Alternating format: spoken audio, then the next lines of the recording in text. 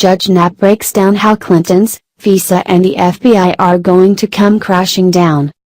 Fox News legal analyst Judge Andrew Napolitano broke down the upcoming investigation into former Secretary of State Hillary Clinton, the FBI and the Foreign Intelligence Surveillance Court on Fox and Friends Tuesday. He expects subpoenas to start flying. Attorney General Jeff Sessions announced John Huber, the U.S. Attorney in Utah, will be investigating Clinton along with the FBI and the Department of Justice for their role in spying on then Republican presidential nominee Donald Trump during the 2016 election.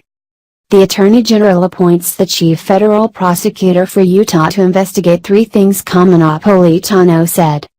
The exoneration of Mrs. Clinton before all the evidence was in.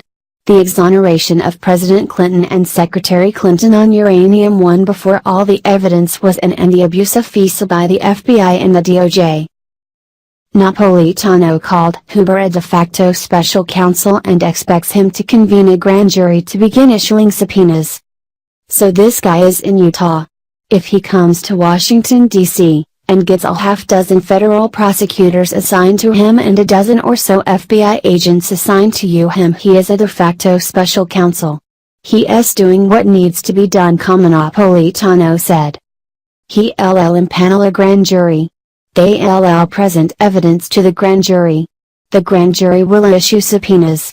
If the subpoenas don't work, he'll go to a federal judge and get a search warrant. That's the way it's supposed to work.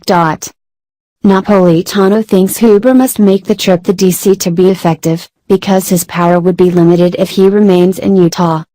If he stays in Utah, he cannot impanel a grand jury in Utah to examine something that happened in D.C. Napolitano said. All the evidence is in D.C. re-examining NSA, FBI, DOJ, present and past. The Utah grand jury does not have jurisdiction over events in D.C. He will be toothless if he stays in Utah, Napolitano concluded. I've never heard of an effective criminal prosecution without a grand jury. You present evidence to the grand jury. You get the grand jury to issue a subpoena. What do you think?